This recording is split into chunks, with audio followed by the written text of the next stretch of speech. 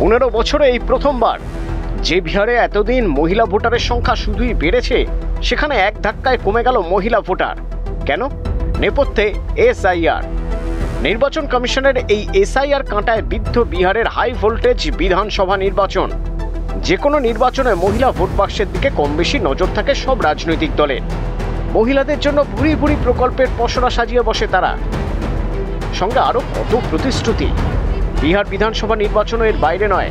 মহিলাদের মন পেতে দিল্লি থেকে বড়সড় প্রকল্পের সূচনা করেছেন প্রধানমন্ত্রী নরেন্দ্র মোদী। মুখ্যমন্ত্রী মহিলা রোজগার যোজনা প্রকল্প মুখ্যমন্ত্রীর নামে প্রকল্প হলেও তা চালু হয়েছে প্রধানমন্ত্রীর হাত দিয়ে। মহিলাদের জন্য ঝুড়ি ঝুড়ি প্রতিশ্রুতি দিয়েছেন লালু পুত্র তেজস্বী যাদবও। কিন্তু এবার এই মহিলা ভোট ব্যাংকে থাবা বসিয়েছে এসআইআর, স্পেশাল ইন্টেন্সিভ রিভিশন। জাতীয় নির্বাচন কমিশনের এসআইআর প্রথম শুরু হয় বিহারে, জানিয়ে রাজনৈতিক সংঘাত তুঙ্গে ওঠে। ভোটার তালিকা প্রভাবিত করতে এসআইআর কেন্দ্রের বিজেপি সরকারের হাতিয়ার, অভিযোগ তোলে কংগ্রেস, তৃণমূল, সমাজবাদী পার্টির মতো বিরোধী দল। এসআইআর নিয়ে উত্তাল হয়েছে সংসদ থেকে দিল্লির রাজপথ।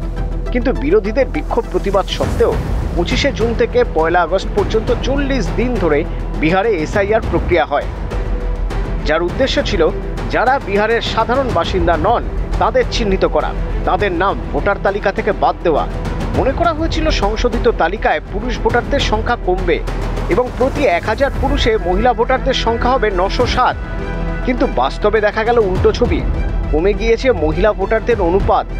এসআইআর এর পর নির্বাচন কমিশন যে তালিকা দিয়েছে তাতে প্রতি 1000 জন পুরুষে মহিলার সংখ্যা 892, অর্থাৎ 15 জন মহিলা ভোটার কম। বিহার সেই বিরল রাজ্যগুলির মধ্যে অন্যতম যেখানে 2024 সালের লোকসভা নির্বাচনে পুরুষদের থেকে মহিলা ভোটাররা ভোট দিয়েছিলেন বেশি। কিন্তু গত 1.5 দশকেই প্রথম কমে গিয়েছে মহিলা ভোটারের অনুপাত। 14 কোটির বিহারে মোট ভোটারের সংখ্যা 7,43,00,000। তাদের মধ্যে 3,92,00,000 পুরুষ, 3,50,00,000 মহিলা এবং 1,725 জন তৃতীয় লিঙ্গের ভোটার। 2020 সালের হিসেব অনুযায়ী বিহারে প্রতি 1000 জন পুরুষে মহিলা ভোটারের সংখ্যা ছিল 899। কিন্তু এসআইআর এর পর 2025-এ দাঁড়িয়েছে 1000 জন পুরুষ ভোটার প্রতি মহিলা ভোটার 892 জন। এসআইআর এ বিহারের 38টি জেলার মধ্যে 32টির তথ্য প্রকাশ করা হয়েছে, যার মধ্যে প্রায় অর্ধেক জেলাতেই 5 বছরের তুলনায় মহিলা ভোটারের অনুপাত কম। বিভিন্ন পরিসংখ্যান বলছে 2005 থেকে 2010 সালের মধ্যে মহিলা ভোটারের সংখ্যা কমেছিল বিহারে। তবে 2010 থেকে এই পুরুষ ও মহিলা ভোটারের অনুপাত একটু একটু করে বাড়ে। 2024 সালের লোকসভা নির্বাচনে বিহারে মহিলা ভোটারের গড় সংখ্যা ছিল 907। এসআইআর হওয়ার পর দেখা যাচ্ছে সেই সংখ্যা ফের কমেছে। 2005 থেকে 2010 সাল পর্যন্ত 1000 জন পুরুষে মহিলা ভোটার ছিল 865, যা 2025 সালে কমে দাঁড়িয়েছে 859 জন। শতাংশের দিক দিয়ে বিহারে এখন মহিলা ভোটার রয়েছেন প্রায় 47%।